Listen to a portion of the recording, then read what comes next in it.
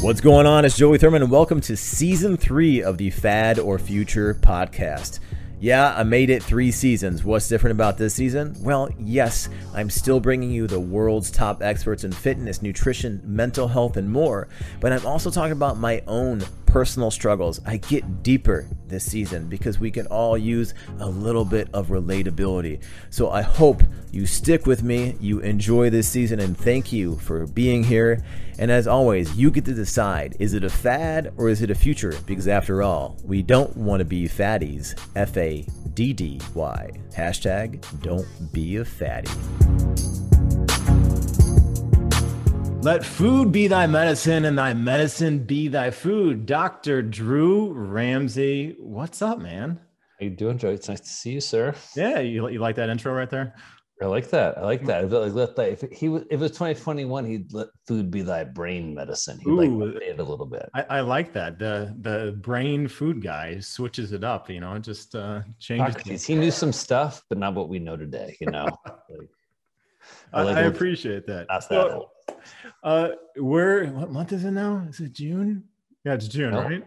It's almost June. Soon. It's almost June. Oh my God! Just keep saying that for a little while, and then you'll be fine. Depending on whenever you listen to this, yeah, maybe it's June, maybe it's July, May. We're still in May, so it is Mental Health Awareness Month, and for you, your book, Eat to Beat Depression and Anxiety, huge. As people are probably aware if they've listened to this podcast, I suffer from depression. I'm very honest about that.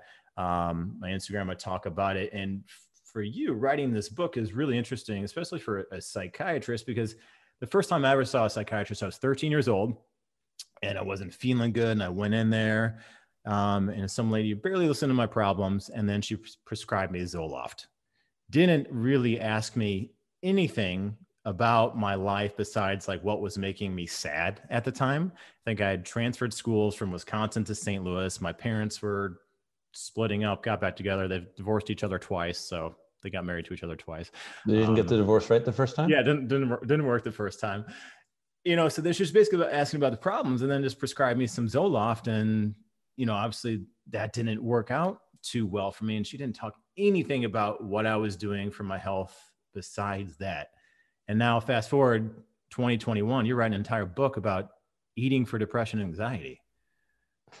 Well, first of all, thank you for sharing that, just because I think the more that we all talk about mental health challenges and the more that people see that you went from depressed 13-year-old to who you are now, that's important for everyone to see. And I'm sorry that you got that experience. I think that's what happens so often in my field. Yeah. That as opposed to when some people do need or might benefit from Zoloft, how we package that up and help them make that choice. So like in the scenario and how we put it in a context of someone's life and their own values and treatment options. I kind of think about myself as like the maitre d' at a very strange, but potentially life-changing restaurant. And the option is to really, or the hope is to give you a set of what are your options. Yeah. What happens if you don't do anything? Because sometimes that's the best move in terms of certain mental health symptoms and concerns, that they're going to get better. And what about, as you said, some of the other lifestyle choices? Can you change what you eat? Can you start moving your body more? Can you start connecting more? Can you process some of what's going on as being a young man and getting jerked around by your parents a little bit, who are sorting out some of the relational stuff? So it's nice to be in 2021 where we can talk more about our mental health. I mean, that was one thing that happened about the pandemic, because it went to kind of shit for everybody. That all of a sudden everybody's like insomnia, it's like everybody talking about like insomnia, anxiety, sourdough bread. That was like month 2, right? that sort of shit. I'm like, what the hell? Like, people making bread? Like, we have nothing better to do? Yeah, exactly. It's like, you guys have been hating on bread for a decade, and now you're alone in your home and you're like, you know what? I'm gonna make myself some bread. like bread's done with you. Like, bread is like, oh, now you come calling. Like, you're saying, can I get a sourdough starter now? Like, where were you 5 years ago? You were anti-gluten, anti-carb. It's like, no bread for you. That's what bread should have said. I think bread is probably angry. They're like, what the hell, man? So, if she would have, I can't remember her name by any means, nor would I say it out loud, but if she would have asked about my eating, right? Here's what my eating looked like as a 13-year-old kid. Everything was made with Crisco in a fryer. So I was making it myself, which is nothing but trans fats, right? Crisco and a You knew how to fry. work a fryer at age 13. That's I mean, like, I just turned that thing on and threw stuff in, and I would I've never, that's never an change amazing, it. at a home fryer. I don't think I've ever, in all the nutritional psychiatry histories, I don't think I've ever heard home fryer like age 13. I'm Oh, frying. Like you just like wake up and fry stuff. I would, man. I mean, well, my parents were from Southern Missouri, Okay. so that everything was beige. Like everything was fried, even if they had asparagus, it was breaded and fried. So Mm-hmm. it just completely changes the nature of the food there.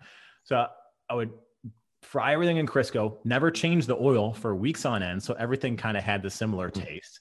Mm-hmm. Just frying just everything. And then I would dump Velveeta cheese on it, which I'm not even quite sure if that's actually cheese or not. It It's was just like, plastic, actually. yeah, It's it's like a plastic. It's brick. like people worry about microplastics now, but you're like, I don't have to worry about that because I ate it for my entire development. Ate it for 10 years. And then fast forward to college, I was eating nothing but KFC. I mean, here was my literally menu. I was 240 pounds playing college hockey. I was actually too big in Southern Illinois. I was eating family size popcorn KFC. Then I would get the family size mashed potatoes. I would eat that as I would drive to Dairy Queen and get 2 brownie earthquakes. And if anybody doesn't know what a brownie earthquake is, think a massive hot fudge sundae on steroids with brownies and melted marshmallow cream on it. And I would have that 2 and 3 times a day, 6,000 calories to maintain 240 pounds while having practice and working out an hour to an hour and a half every single day. No wonder why I felt like shit. Well, it's yeah, and I think you also paint a picture of where your goals as like a young man pushing his body, being an athlete, are really focused around caloric intake, cheap, easy, delicious, right? I mean, all the stuff you just mentioned, it's not like it's disgusting. It tastes good, right? The reason that you're and it's easy. Delicious. All you have to do is pull up and be like, roll down the window and be like, give it to me. And they just give you the bucket of hot, delicious food, and then you eat it. And it's like $10. Right. So it makes sense. And I think it's part of what we're asking, right? So when you're a kid and you're eating all that Crisco, the story of Crisco, my first book, The Happiness Diet, I didn't know where trans fats and Crisco and all this stuff came from. And I kind of reported out the story, and you can track it down to a single guy, Edwin Kaiser, 1911. He's a German biochemist. He's in the UK, and he's figured out how to hydrogenate vegetable oils. He figures that if you heat up like cottonseed oil and you put in a little metal catalyst and you heat up like, 400, 500 degrees, it hydrogenates and it then turns into Crisco.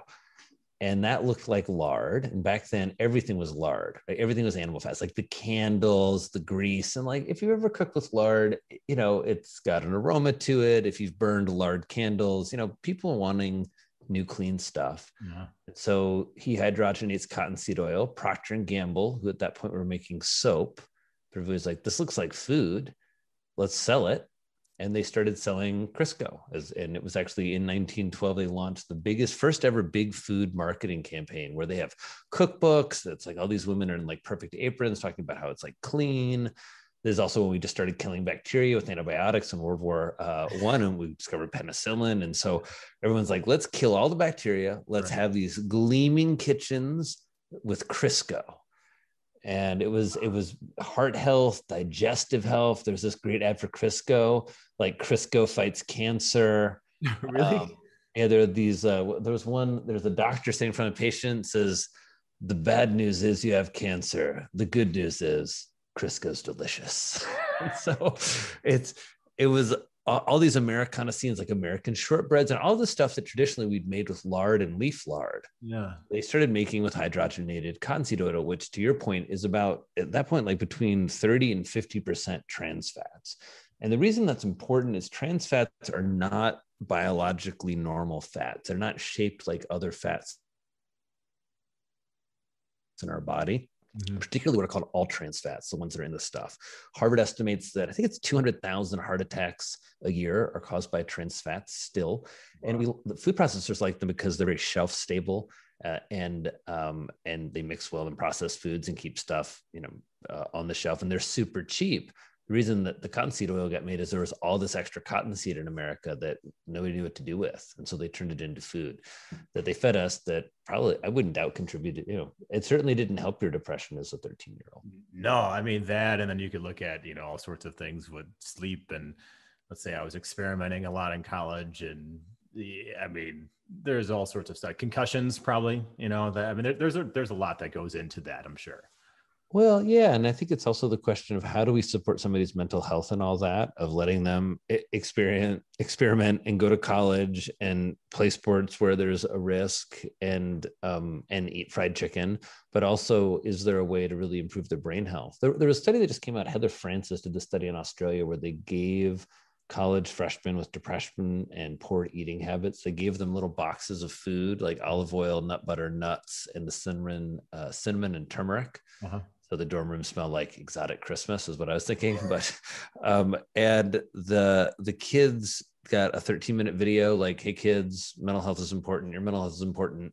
Eat a more Mediterranean style diet. Here's how to use the olive oil. Here's some recipes.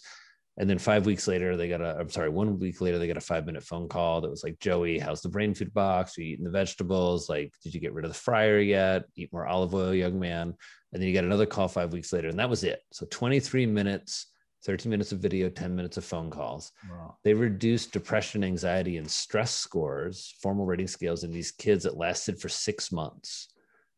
And I mean, I think the depression and anxiety scores dropped by like a third. Wow. And this was compared to, other kids, their control group who didn't get an intervention. Right. So I think it goes to show you that there is a lot we can do. I mean, the reason I wrote the book is there's all this new data around food and mental health and trying to encourage people to take a more active role in their mental health and not have it to be, what you experienced. Hey, mental health, you're sad, here's Zoloft. Or hey, mental health, like you're sad, you played hockey, you must have hit your head, like good luck, right? That there's an engagement with who we are as individuals. Yeah. And can you briefly go over the difference between anxiety and depression? Because I know in your book, you talk a lot of these studies are talking about depression because that's what they're looking at. But there's a correlation between anxiety and depression, and these different foods are helping with both. So what's the difference really between anxiety and depression? It's a great question. I think one at a kind of neurological level, the circuits and kind of what they do and how they feel to us as individuals. So with depression, we often think about depression as mood, but a lot of the symptoms of clinical depression are things like low appetite, poor sleep, weight gain, things that sometimes people don't kind of consider as part of depression as much. Yeah. But generally, depression, I think, is kind of the volume gets turned down for people. You see things in a more negative way, in a darker way. Sometimes people have more sort of suicidal thoughts, or I often think about it as a disconnection. Right? Like when we're feeling well, we feel like connected to people, then we feel almost, that feeling when you're really like feeling it, right? You know that feeling, Joey, when you're feeling it. When you're feeling it, yeah. Where the volume's turned up on your life. Things are colorful, food tastes great, relationships feel good, you feel good about yourself. Yeah. And depression, in some ways, I think, is the volume's really down. You don't feel good about the people in your life. You're feeling a lot of separation and distance. You're having a lot of sadness and irritability. And for men, certainly more shutting down. Yeah. I think there's this idea that men don't get depressed as much. And I don't really think that's true. I think that's a horrible misnomer, actually. Mm-hmm. I think that what depression looks like in men and women is a little different. Yeah. But depression is a classic mood disorder. That mood is in the lower register. There's also dysthymia, where you don't get dysfunctionally depressed for 2 weeks, which is a depressive episode lasts for 2 weeks, but you have a chronically low mood. You're able to function, but you're just like, meh. You don't, you feel like 4 out of 10. Right. Anxiety is more around worry, hypervigilance, being on edge. And usually anxiety falls under this generalized anxiety disorder where you're worried about most stuff, lots of stuff, everything. There's social anxiety where you're okay, like here in my office or with my family. But when you put me in a social situation, I really have a lot of symptoms. There's panic disorder, which things are fine.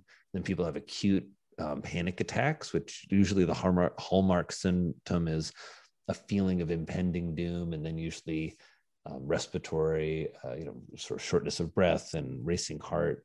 Panic attacks really scary. Yeah. And then there are acute phobias, like when but the classic is sort of the generalized anxiety disorder, and people having a lot of catastrophic thinking, playing those bad, scary movies in the, so I tell my kids that, the movies with like the bad clowns in the van, like too many bad movies. So those are all symptoms of anxiety. Really, also in there being really worried and preoccupied of like what people think about you and your actions is also kind of one of the common anxieties that I see. Yeah, there was a quote in your book. I think it was one of your patients said it. Something about depression is the loss of color in a Yeah, day. yeah, yeah. That's really good, and that's kind of what I feel like sometimes. I never say I'm cured from depression, right? There's some days I just wake up and I feel sad, and I don't know like whether it's getting a book deal, which I just got last week. Yay me! Like By the way, that always makes me sad. Joey, I mean, you say that joking, but I filmed a course, my first like big course. We scripted it. We have like production. It was awesome. Yeah. I filmed for 2 days straight. And usually when I finish those things, I know myself now. I don't like this about myself, but I usually tend to feel a little down. Yeah. And a little like spent and a little questioning it. So I don't know if maybe that's partially from you got a book deal and you've been pushing for it and it's amazing, but it's also, it's a complex thing to achieve things. So, yeah, it is. It is draining, from that. And it's funny. Wait till you do the book. Wait till you do the book promotion, Joey. I'll see you soon. Yeah, right. Like it's really interesting because I had 3 book meetings, and you know the whole process. And my agent, she's great, and the 3 meetings went really well. And then I got 1 offer out of 3. And instead of me looking at it as like, man, I got 1 book offer, I thought, what happened to the other 2? And then I started going down this like rabbit hole and then my wife's like, you just got a major publishing deal. This is a big thing, So I think that, and then when I filmed my program with OpenFit, openfit.com/Joey, shameless plug. With OpenFit, I had like 20, 30 people around me all the time. Like, what do you need, Joey? We're doing this, and cameramen and PAs and my own assistant. Yeah. And then I go from there to when we talked about this in the pre-interview, and I went to quarantine myself for a couple of weeks because this is in January, the height of things in LA. And I go from all these people waiting on me hand and foot. And I was just, it coincided with my birthday. I turned 38. I'm like, wait a minute. And all these people, it's my birthday. I'm by myself. And just for days, I just felt like shit. And everybody's like, you should feel good. You should be reading. You should like learn a language. Right. Like you got this time to yourself. What a gift. Yeah. I slept for days. I just slept because I was just wiped out, and like those depressive thoughts started coming out. So then you kind of try to get out of it and do some different things. But that's why I think this book is so important for people, because one, we don't ever, I still think that we don't look at food as something that can help fix us, or I don't want to say fix, right, to help some of our symptoms. I just say like help us, that I think so often food is our enemy, whether it's the salt or the cholesterol or the calories. It's not like this energetic compatriot that we absorb and use for good, and that by picking the right ones, maybe we can do a little better. Joey, it's really meaningful to me to because you have depression, because I think that one of my fears always is that, so often I'm certain you've seen this on the internet, right? Where this stuff gets used is like, oh, there's this one toxin, or like, oh, all you need is the kale. And then there's no need, yeah, of course you're on Zoloft. You don't need kale. And you talk about that in your book. Like you can do all this sort of stuff and not have a piece of kale or something like that. Yeah, you can. And also you can do all this stuff, right? And still, as you're noting, I mean, I'm sure you work out more than anybody listening. You certainly work out more. That's one of my favorite antidepressants. And, you're doing all kinds of great stuff. You quote unquote should be feeling great. I think just to talk that around the notion of how our minds, whether we have depression or not, can are something we need to get a harness on. Excuse me. And then how you should definitely delete that word. And then and then around how food can be a really, really important factor, and that it is overlooked. Right? I often see this where people just have not, as we take a psychiatric history, as we think about our mental health, that it's not the only thing, but we just, we don't really put that in there yet. And I hope the book helps change that of like, all right, what have you been eating over the week? Yeah. Because I guarantee you times that you're probably feeling more depressed, it's been a time that you maybe haven't gotten a chance to attend to your food, or maybe it's not just the food, right? Sometimes I'll eat healthy food. I still won't feel that great because I haven't actually like sat down and enjoyed a meal. Or for me, cooking for other people always makes me happy. Makes me a little neurotic, but like I just like it. Like I don't know, it's like I'm not the most giving person in lots of ways, but in that way, like I like to cook for you. It's like, and if I'm traveling, sometimes I'll like get to my kitchen, all of a sudden just be chopping vegetables. I'll be like, wow, I've really like, this is part of why I haven't felt right, is I haven't been engaged with this. So I'm curious what really works for you. Yeah, it's funny. Like that. You turn the podcast around on me. What works for me? One, I think being aware when I feel down and telling others when I feel down. So if I wake up and I have one of those days and I just feel like shit and I can't explain it, everything's going right in the world for me, Mm-hmm. and I can't explain it, then want to tell my wife to say, hey, I'm in one of those moods today. I can't explain it. So then telling her or crashing with my in-laws now as we sold their place, or if I tell them I'm just not feeling good today, then they know it's nothing that they did and they're not trying to fix me. I think like everybody's like, oh, you'll be okay or feel better. Like It's a really important point, Derek. right? Because so often when people feel like they say something, it's like, I don't want to say anything because then I'm going to get all this attention. And it's like, well, what? When you're like walking around, looking down, like you're in a bad mood, like you're not going to get attention that way. Like you'll get tons of attention. Everybody's going to want to like help. Yeah. I mean, You that just say it helps like right that. there. You just sort of say like, hey guys, I'm not feeling great today. I'm going to be back on my feet soon. Yeah. Just like wanted you to know, kind of like Yeah. love you. And like off you go to do your thing. Yeah, exactly. So you let them know. And then right there, one, maybe they're having a bad day, or maybe they're more aware of what they're going to say around you. And they're not trying to fix you. So then if I'm not reacting the way I would normally be or as happy, then they realize like, oh, it's nothing that they did. It's just like I'm in a funk. And then I'll go into, I'll try, I've been trying to get into some more like gratitude and being aware of the things that are good in my life. And then I have to get some sort of movement in earlier in the day. Wait an hour and a half, maybe have a cup of coffee. Make sure Then you hit your movement right away. yeah, I hit the movement right away, and because then that gets me going. Often that will not completely fix it, but make it so much better and more tolerable. And then I can go on with my day, and then I make sure that I know that things don't make me feel good. Like I don't really drink ever. I think I've had 5 drinks the entire calendar year, if that. So I'm not going to do that because I know how it makes me feel. And I know how these bad foods make me feel. Or if I go and grab pretty much everything in our house is organic and whatever, even it's chips. But if I'm having like a big bag of chips and something else and I overeat, I know I'm not going to feel good the next day. So I'm aware of that. Or on the other end, sometimes I allow myself to have that cheat meal or bad food and be okay with it. Like, hey, I'm going to do this. I'm going to be okay with it. Because before I used to kind of beat myself up about it. Right, kind of like you take away the pleasure of it because right. It's like, yeah, right. So, that's really what helps me, and then making sure I get my sleep and go to bed and wake up at the same time every night, get some light early in the morning in my eyes, do all these sort of things. And I'm fortunate enough to have like world-renowned experts like you and other people on the podcast that I pick up these little things from, and I start implementing them into my life. And that's a little prelude of what my book's going to be about, just so people know. I hope you talk about, I'm excited for your book, Joey, and I hope you talk about your mental health in there. And I really encourage you to, just as somebody who embraces a lot of lifestyle changes, and it feels like you're doing the mental fitness game really well in terms of focusing on sleep and nutrition.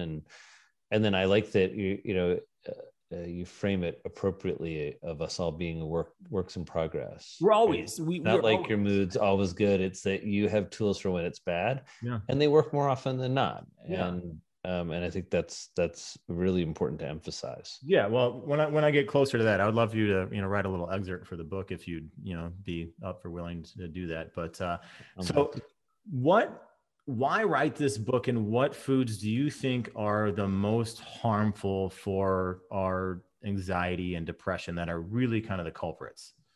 Yeah, I wanted to write the book for a couple of reasons. One, nutritional psychiatry is something I've been practicing and thinking about for over a decade. And it kind of, the evidence really turned the corner about 3 or 4 years ago.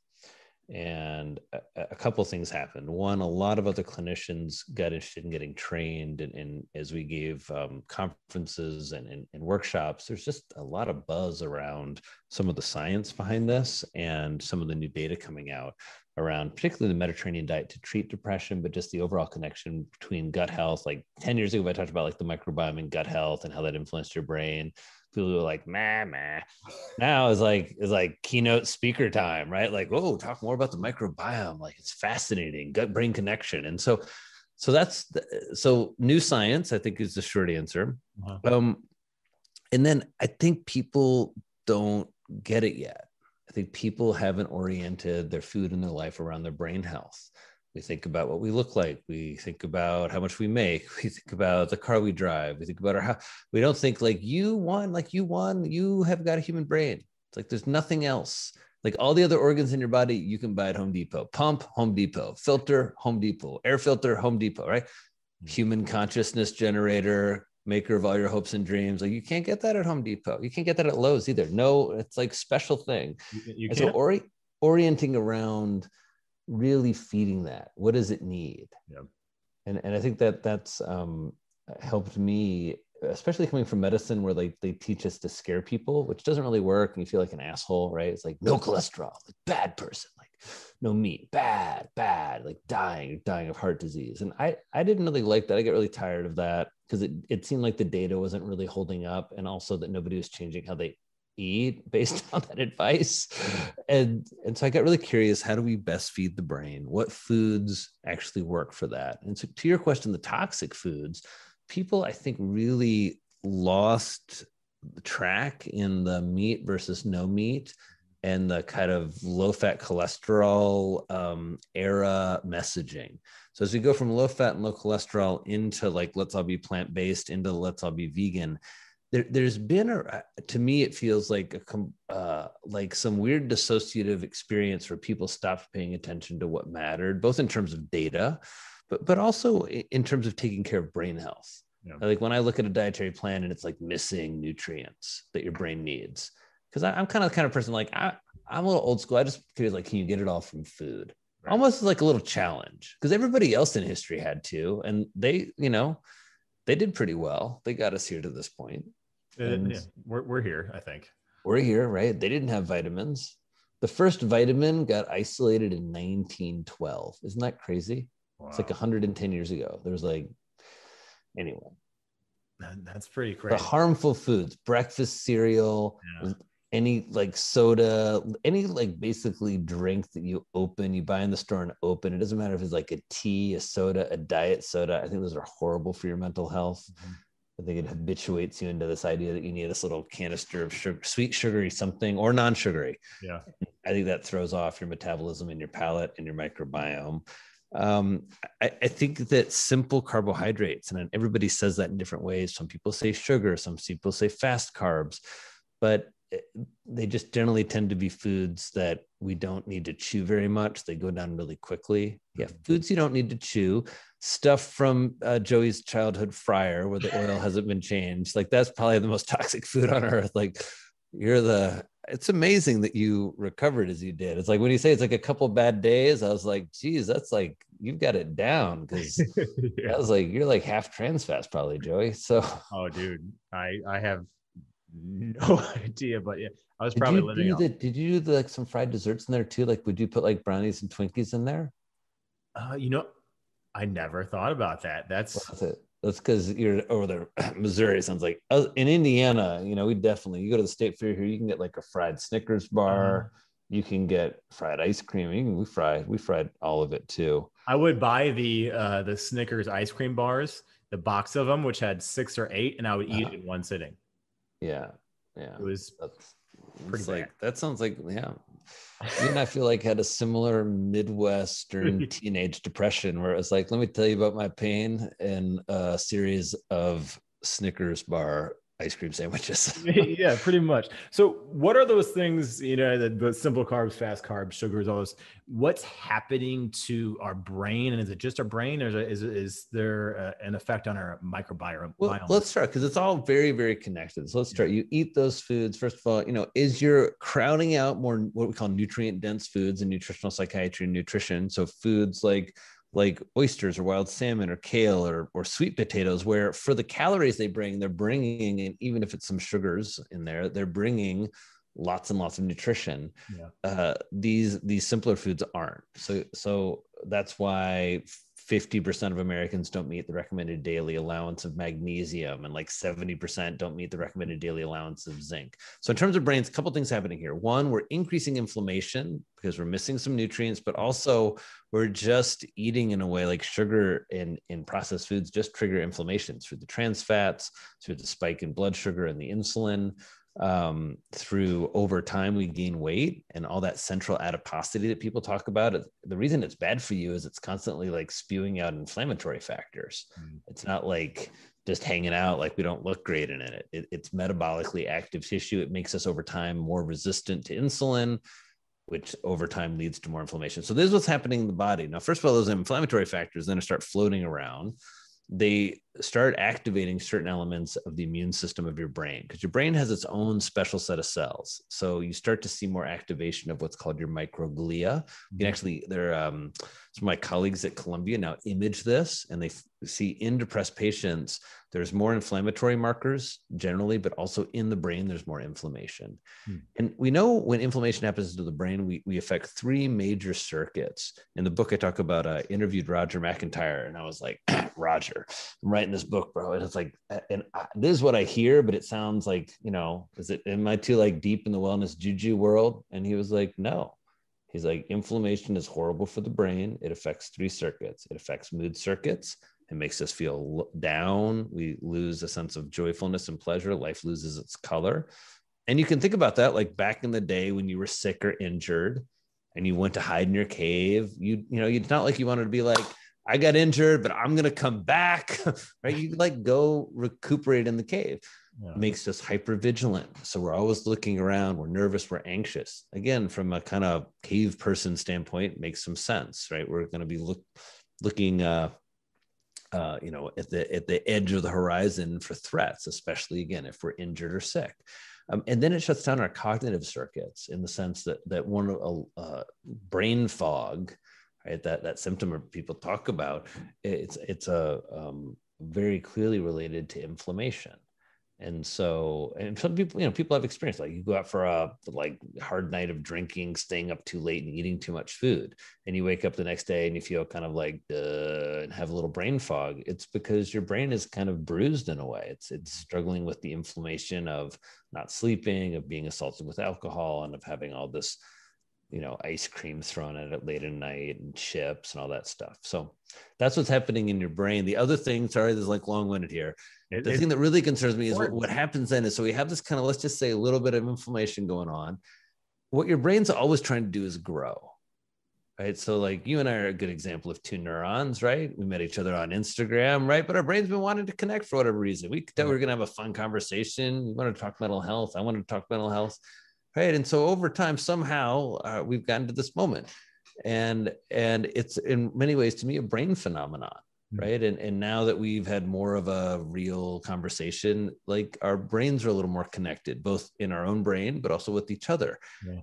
And so brain growth and brain connection is really what the brain is trying to do. And one of the ways I try to think about this inflammation and why I'm talking so much about these foods is really trying to get people into a brain grow mode. But this idea that your brain is really poised to grow and make new connections and learn. It's poised to really recover from stress, from these bad days that both Joey and I have, where it doesn't go 2, 3, 4, 5. It sort of happens. You deal with it. You take some active steps and you kind of pop back out of it, ideally, hopefully. But yeah, what happens in terms of these foods is they increase inflammation. We're not even talking about the microbiome yet. So they cause the types of bacteria in your gut that cause more inflammation. Yeah. Bad food causes those to grow more. And all of that leads to a kind of decreased drive for our brain to be in growth and recovery mode. Wow. Yeah, I mean, it is really, really interesting to think about this, because for the longest time, people only looked at food as what is going to happen aesthetically to you. And then calories, right? It's just energy. Calories and energy. And maybe you were by chance having these different foods, that could help your brain. But looking at a diet and what to eat, and you've got a whole 6-week plan here, and incorporating these specific foods, I could see how people are just going to start obviously feeling better, but looking better as well. Because I mean, a lot of these foods in here is exactly how I would prescribe a nutrition plan for somebody. Well, that's good. I mean, here I am, like 47. These are the foods I eat. So I don't know. It's I don't really take any supplements. I just eat these foods. So I guess maybe I'm hopefully an example of at least staying somewhat reasonably useful and healthy. And I do think that what looks best on people, I mean, I've seen lots of people over the years go from single to married and in love and or partnered, or how, you know, however they kind of went from that state. And what strikes me is that just what looks good on people, and what looks good and sexy on people is feeling confident. Yep. And it doesn't, you know, it doesn't, I mean, and I think that gets missed into so much, that like what really doesn't turn people on is when people are worried or obsessed or too harsh on themselves, and, you know, not focused on connection and having a good time. So, but yes, it's my hope that it's not just, you know, because it is my hope that as people adopt these foods, now that we have a country that the majority of our country is struggling with high blood sugar and obesity, and that's really driving part of the depression and anxiety epidemic, that people really reclaim some of their metabolic health, you know, and it'll have profound implications, both, you know, for how people feel. I think you're right, in the short term, better sleep, better mood, but also just feeling a better sense of efficacy and really self-empowerment to be able to take control of your health. Yeah. So you came up with the antidepressant food scale, and you talk about this in your book, and you go over what that is and some specific nutrients or types of foods that people should be eating. Obviously, you want to get the whole thing, pick up the book, but I'll give you the whole thing now, Joey. Let's just share it. We care about mental health. So the antidepressant. What a guy! What a guy! It's like, let's say, come on, like if I can help you beat your depression with telling you to eat more anchovies, I'm not going to hold that information back. And I'll tell you, I do think eating more anchovies can help with depression. So the way that I came up with this stuff is I was a young psychiatrist, and I was thinking, and I was a vegetarian at the time, and I was thinking, this is just really ridiculous. There's all this data about omega-3 fats and magnesium, and we don't ask anybody about what they eat. And in my own personal life, I grew up on a farm. I'd really been paying attention to my health. I was a college athlete. I really, you know, cared about that stuff in my personal life, but in my professional life, I was in some ways trained to do what Joey experienced: ask people about symptoms, figure out the medicine, tell them to take it, give them a prescription, watch, hope that, you know, cross your fingers, hope it works. If it doesn't, try another medicine. And, you know, I was trained a little better than that. I trained at Columbia, where we teach a lot of psychotherapy and even some integrative medicine. So it you know, I don't want to be too disparaging of my field, but I just noticed we didn't ask people about food. And so I started researching that more and more and thinking about what foods would we recommend. And then I got really neurotic, Joey, where I was like, oh, I'm like at Columbia, like the only way I can really recommend anything is I got to publish it. And so I looked around at like, how would you do that? And there were all these, remember at Whole Foods when everything had like a score out of 1,000, and like kale was 1,000. So that's called the ANDI, the aggregate nutrient density index. And I kind of looked into that, and it's called what's called a nutrient profiling system. And these are basically where you just take the stuff that you want in food, right? All the nutrients you want, and you divide it by the stuff you don't want, all of the, let's say, salt, and I decided the only thing I was curious about was the calories. How many of a certain set of nutrients can you get per calorie? And we picked those nutrients by looking in the scientific literature, and there were 12 nutrients that stood out as really having significant data that they could influence the risk of depression. So like when a population eats more zinc, there's less depression. Or when you give people with an antidepressant, when you give them zinc, their depression gets a little bit better or better faster. So these 12 nutrients, we said, you know, what foods have the most of these? And we listed all the animal foods and all the plant foods. And there's the open, if you just Google antidepressant food scale, you can see the list. Yep. What's curious to me, and what should be curious to you about the list, were the food categories. And so that's why when I say leafy greens, it's not just that like, hey, I love kale and the kale mafia paid me off years ago, and I'm the reason that you have like kale leggings and like, you know, kale ice cream and all this stuff. It's that kale is really, really nutrient dense in some of these 12 nutrients, and kale fits in a food category that of the top 10 plants, 6 or 7 of them are leafy greens. It's also where these rainbow vegetables, as you look through the top 20 vegetables, there's just a lot of colors. And it led us into thinking about food categories, which is really the watercress is at the top of the list. Now, most of you had probably not eaten watercress. I hadn't.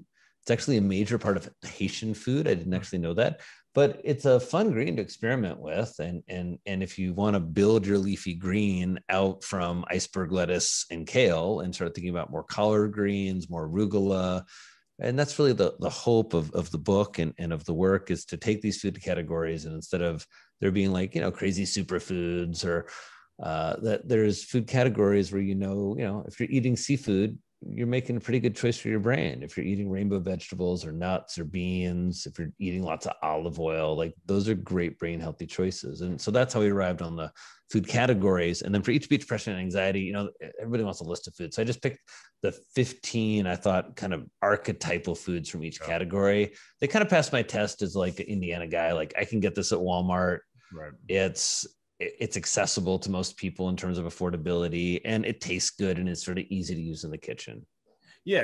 And that's an important point, because I think sometimes a lot of these diet books or nutrition books or anything out there, they're written for people that live in the cities and have access to, maybe Whole Foods or Trader Joe's or any of these, upper echelon grocery stores that might have these fancy foods.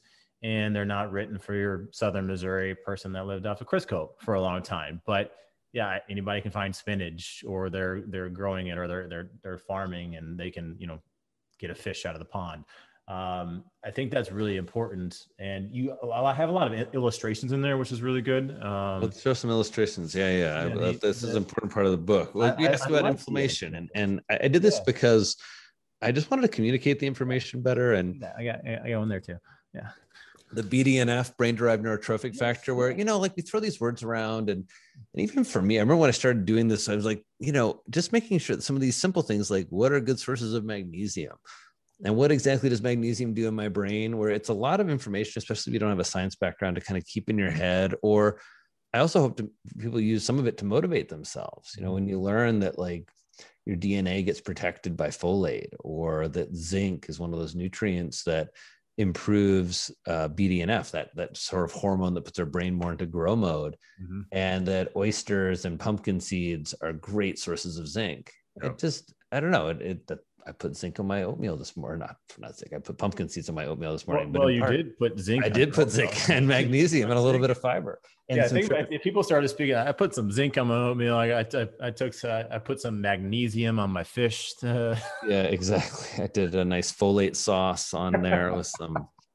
That'd be a good experiment. People are like, what the hell? I do love pumpkin seeds, by the way. Just a little crunch. Sometimes I get the sprouted ones. They are quite delicious. Yep. Yeah, let's talk about BDNF, because a lot of people, I think, if they hear about it, maybe they hear about it when talking about like ketogenesis, kind of they talk about that a little bit. But about BDNF. Everyone likes to talk about serotonin.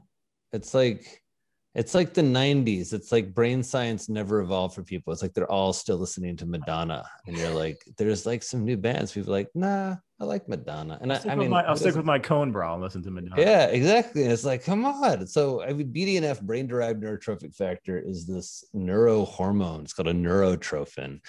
And it is what facilitates brain cells, one, being born, new brain cells being born in the hippocampus.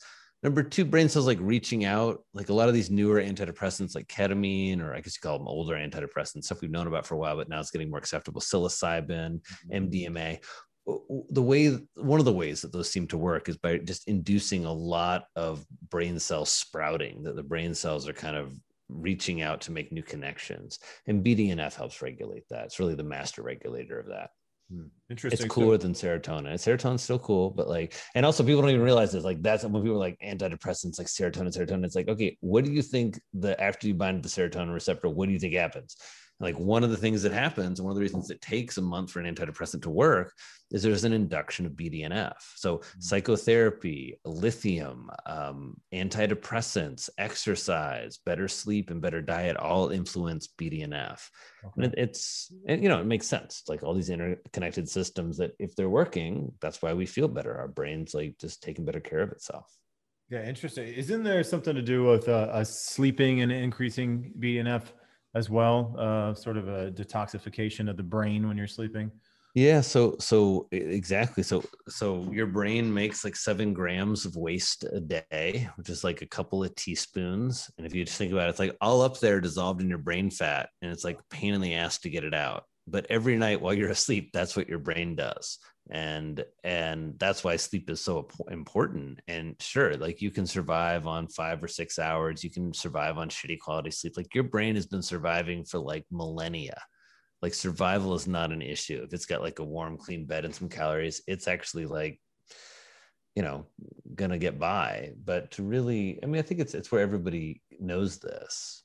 You get that good night's sleep and you wake up and you're like, wow, that was a miracle. Like it feels so much better. It's not always, but a lot of times, especially if you're sleep deprived. I remember being a young doctor in training where you just get pushed sometimes like 24, sometimes 36 hours where like you're falling asleep on your feet, like everything aches, your eyelids ache, and you'd hit the bed, you'd be out. I remember I fell asleep at some restaurants. It was embarrassing. I fell asleep at a club a couple of times. Like, who's the young resident? I was like, sorry. I was like, yeah, no, I got it.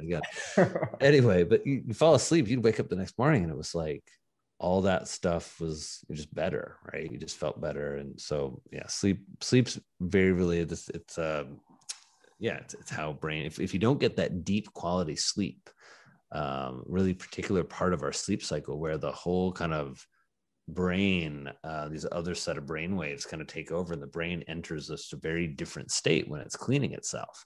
It's like the wash cycle. It's like, yeah, and it's where sleep is so critical to this. It's where it's sort of interesting. Like where people don't move their bodies and stay flexible, you end up not feeling very good. If people don't eat well, you end up not feeling very good. And if people really don't take care of their sleep, you don't end up feeling very good.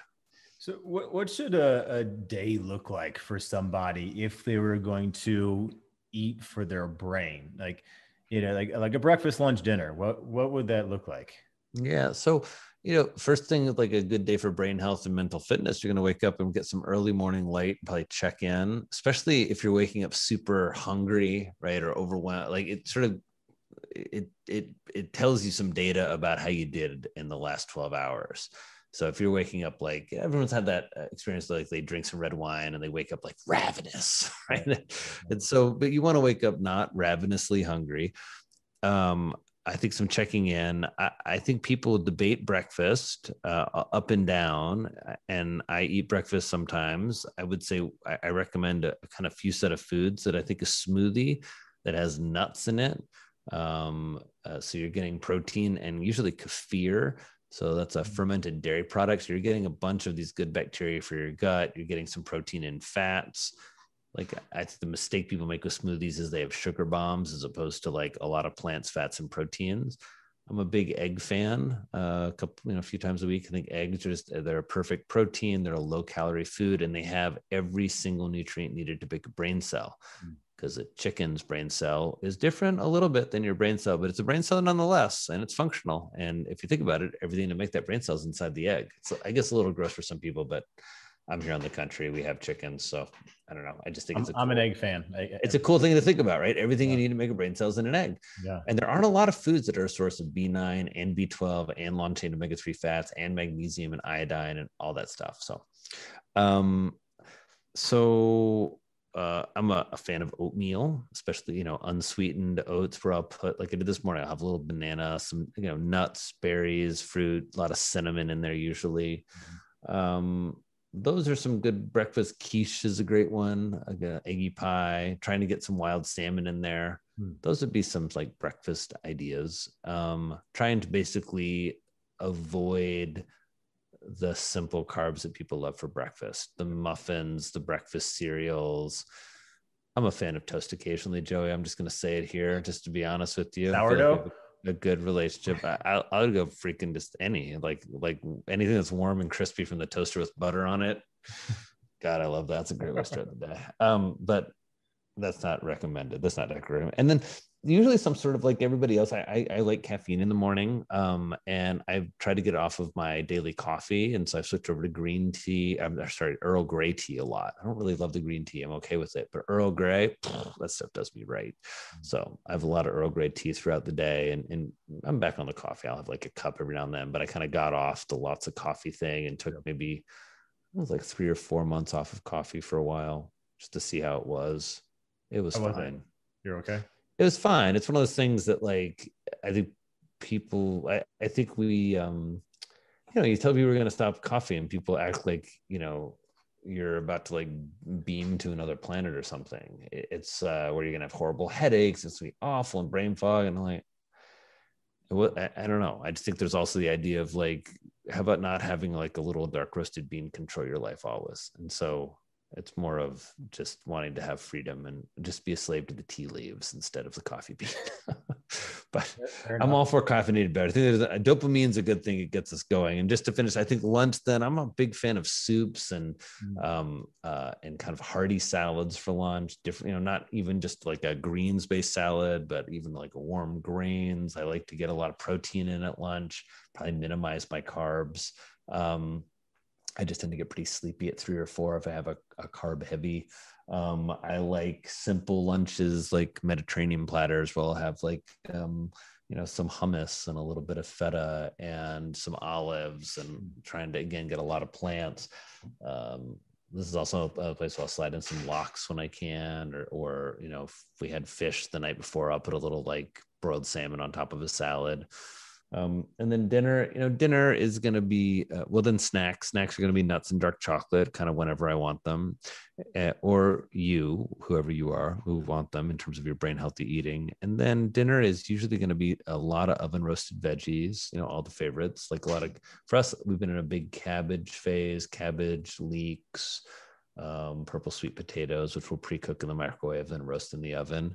And then usually some, either grass-fed beef, or again, looking for seafood. Mm-hmm. And then if it's going to be something like a pasta, really trying to like jazz it up with like some pesto or some seafood. And beans. I'm a big fan of beans and rice. I like beans and rice.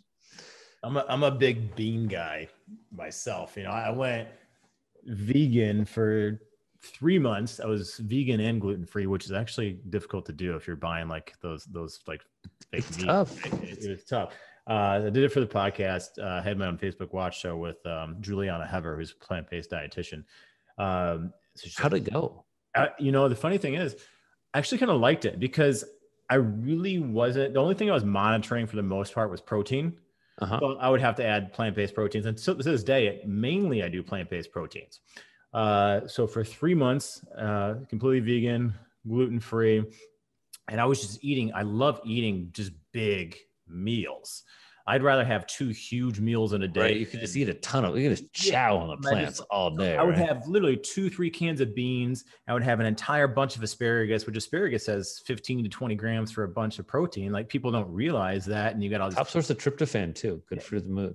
Really good. And then they got prebiotic fiber. And so I was having that. And then on top of the beans, and obviously my digestive system took a couple of weeks to get used to that. I was even texting Juliana. I'm like, my wife's wondering when the hell I'm going to stop ripping ass. She's like, once your gut kind of gets, once you get adjusted, and even once it adjusts, it's still a turbulent ride at times. But after a few weeks, I actually felt amazing. I really did. I got my blood work done.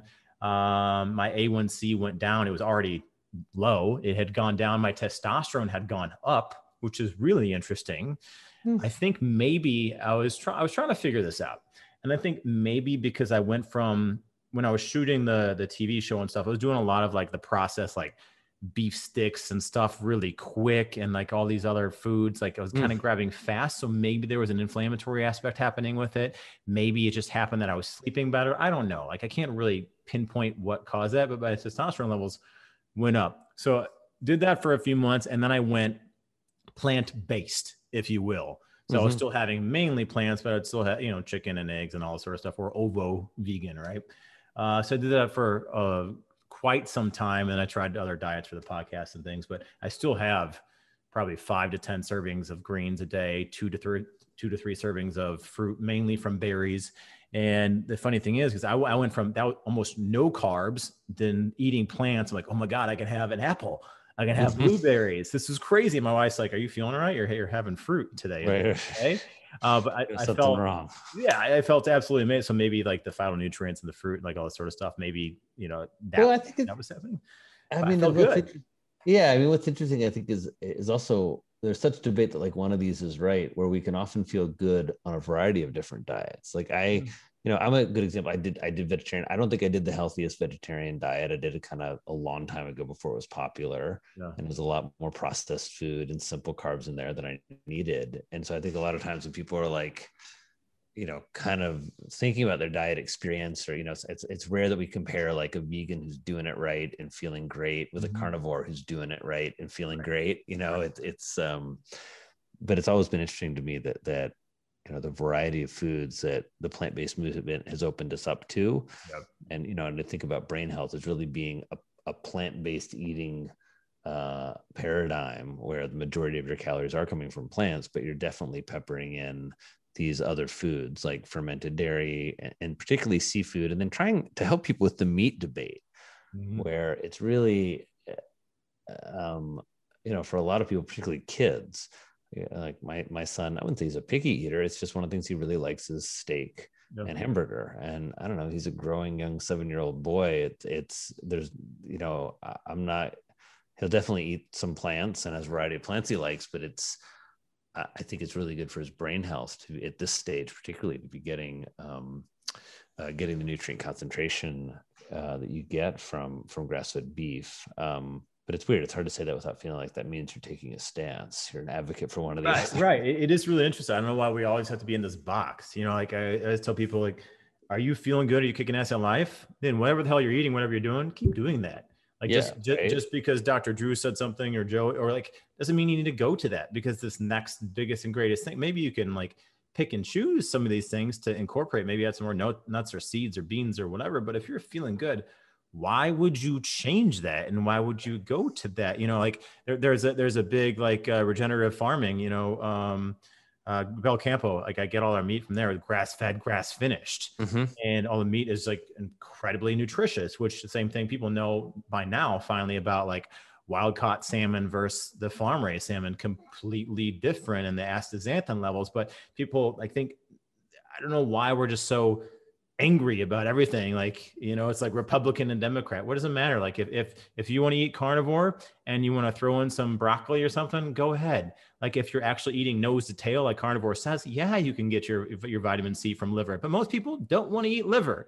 Like, right. No, I did that. I added in the liver to my pancake mix. Everybody took a bite and they're like, what'd you do? I was like, I just put in a little. They're like, you put in a little too much, like it tastes like metal. And I'm like, yeah, a little too much liver, like ease it in. But it is, there is this polarization, Joy, that happens. And I think there are certain elements in the wellness world that also push that. And I've really resisted. I feel like as a psychiatrist, how do I put this? Like anger interests me only in so much as what it means to people and then what people can do to understand it. And then stop having get in the way of them forming connection and living a happy life. And so, I certainly appreciate, I mean, I've had my share of debates and I always find it a little unsatisfying. And I think that's because as a psychiatrist, the majority of my time working is not about my goals. It's about your goals. So if your goal is to be a lacto-ovo vegan, or to eat carnivore, or to eat keto, or to eat Whole30, I get really curious on like what that is, what my role is in helping you, how I can help you dial that dietary plan in to best feed your brain. If you're going to go vegan, that's great. You're not going to get any B12 or DHA. And those are the two nutrients most clearly tied to brain size. Like if you don't eat DHA and B12, your brain will shrink. You'll get demented and depressed, like 100%. Like that's just neurology. And so it's interesting that there's been this real push towards those styles of eating, because it is a dietary pattern that part of what drives the movement, I think, is a little confusing and obscure for people, is that it's an eating plan that requires supplementation. And I don't think people quite sometimes appreciate the pernicious drive that is. But I don't know, it makes, I get it. People are trying to, sell whatever they're pitching. It'd be like if it came out that cardio was completely bad for you, and a treadmill maker is not gonna like go out and say like, yeah, cardio is like, no, they're making my money. There are people are running on this hamster wheel. No, cardio is amazing for you. So you got to take a little bit of the grain of salt. Last question. Where do you hope the future of brain health is heading, and depression, anxiety? Where do you hope it goes to? There are two places, two words come to mind, Joe. It's a great question. Thank you for that question. It's really, and thanks for everybody for listening this long. It's just an honor to be in a position to get asked that question. I think about accessibility in terms of how people can access mental health resources and how that's changing. And we're really in the first stage of that via the pandemic, where now people from anywhere in the world feel comfortable accessing me via Skype, Zoom, FaceTime to have a mental health encounter, mental health session, mental health evaluation. So that's, people have been kind of working on that. I've been doing a lot of telepsychiatry for, I don't know, a decade or so, but it's going to change accessibility and I hope expand services. And also the way that we think about mental health services, 10 years ago, I don't think people felt talking about gut health and learning to roast vegetables and eat more plants and a Mediterranean style cooking class was part of your mental health care plan. Yeah. And now I think we do. People didn't think that like, hey, picking up yoga or exercise or having your favorite influencer on Instagram that you do his workout, wink, wink, on OpenFit, OpenFit/Joey. / nice. I love it. That Dr. Drew's coming back on. Yeah, that is a part of your mental health. Yeah. I think in some ways sometimes mental health care, we've been a little threatened by these non-credentialed, non-professional folks who really change people. I remember the first time that happened when I'm like working hard in therapy and someone like finds their guru or their meditation teacher or their trainer and they're getting so much more out of it. And we felt almost threatened by that as opposed to really integrating that and thinking we have something to offer in mental health, but there's a lot from the world of lifestyle medicine that we need to incorporate. So I would say more accessibility, better diagnostics, that I think that's really going to revolutionize how we think about mental health and brain health as we get our diagnostic systems a little bit better than they are now, where it's very symptom-based. And then I think we're going to have this treatment option where just last month, there was a second, plus this one was active placebo. So it was Lexapro versus psilocybin mushrooms. Mm. And it's saying that 2 psilocybin mushroom treatments, so these are 20 milligrams, then 30 milligrams per kilogram. So like a pretty hefty dose of psilocybin. It's psilocine, so it's synthetic psilocybin. So psilocine is the active molecule versus Lexapro, antidepressant for patients with depression. And at 6 weeks, they were equal. Wow.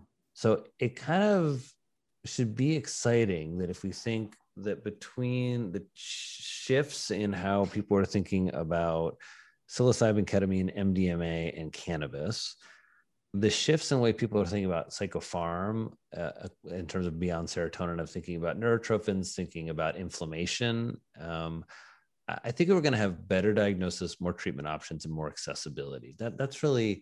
That's my hope, that within my lifetime, and I'm going to say within the next 10 years, there are significant shifts in how people access and think about mental health. I hope so. At least I'm going to work hard for it, Joe. You let me know. We'll go about like 10 years from now, like 2031. We're like looking at 60 then, bro. It's going to be hard. I'm going to look the same. Actually, I'm going to look totally the same. You're going to look totally the same. And we'll be like, here we are 10 years later. Power of real food. I mean, I hope so. I did ketamine therapy. It was actually my first ever podcast. Talked about ketamine therapy for my depression. It was wild.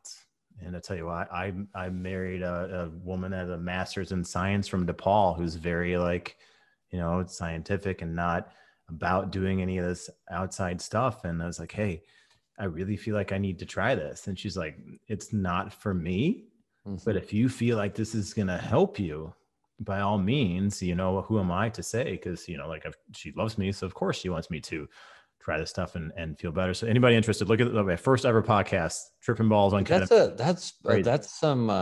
That's jumping in the deep end of the pool with your first podcast, going in deep about your personal mental health and ketamine therapy. That's intense. I'm proud of you. That's awesome. Yeah. If you have any free time, which I'm sure you have so much, take a listen to that one.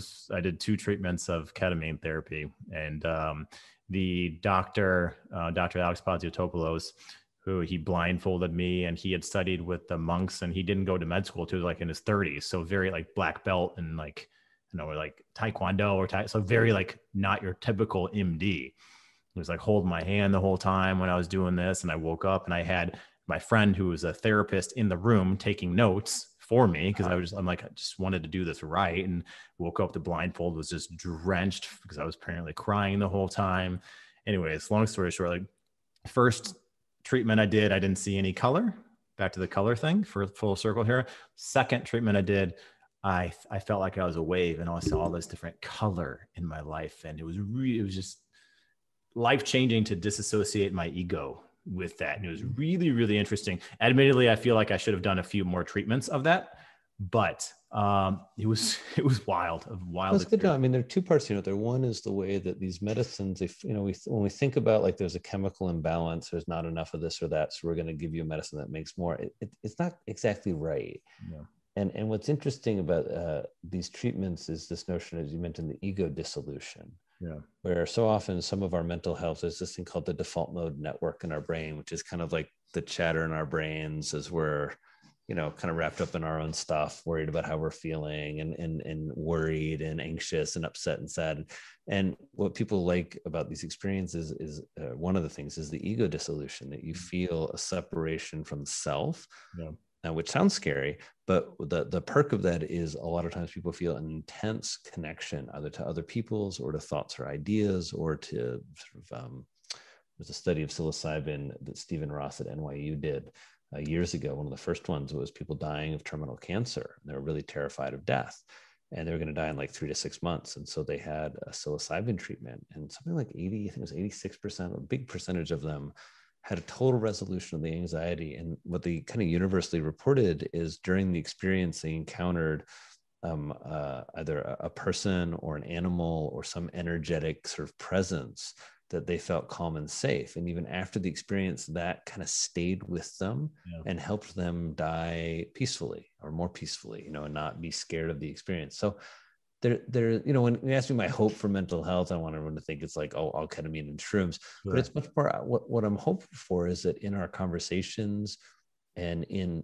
increasing access and increasing options and decreasing stigma, that we'll just do a better job of people feeling cared for in terms of their mental health in this country. And people will all also do their part, I think, and start to take care of our mental health. Not that we can't have fun and, go dancing and eat fried chicken from KFC, but that, there's more to our human pleasure than those things. So.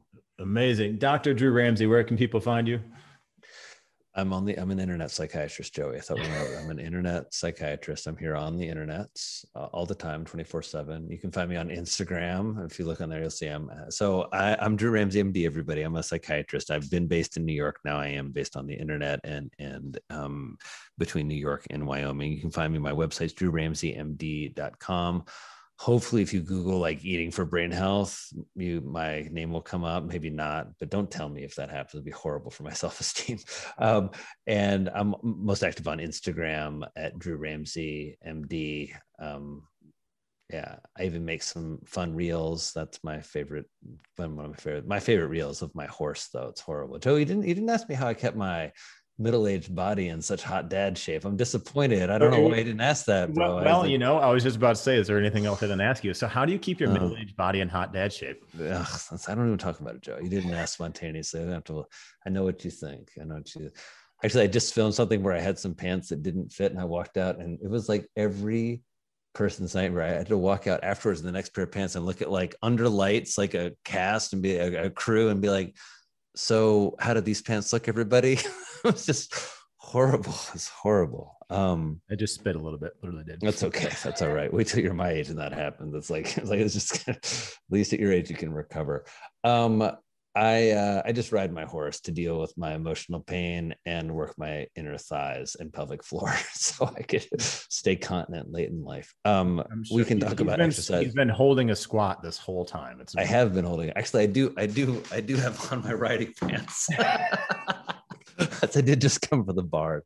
Joey, it's been a real treat to talk with you. I'm really glad to know more about you as a mental health advocate out there, speaking about your experience, and it means a lot to me. I didn't know that of your history, and so I really I'm happy that AI put us together And I'm glad to see you here on the internet, and hope someday we'll get to meet in person. And I just appreciate everything you're doing to take care of your mental health and everything you do to help us keep our bodies in better shape. I enjoy all your lessons and tips, and let's keep the conversation going. Well, I appreciate you, my friend, and I appreciate everybody listening.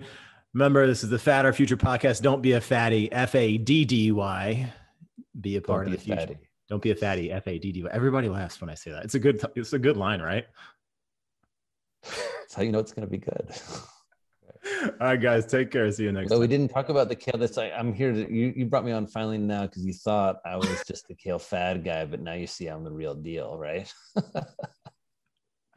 Yeah, perfect. That's a perfect ending. All right, see you guys next week.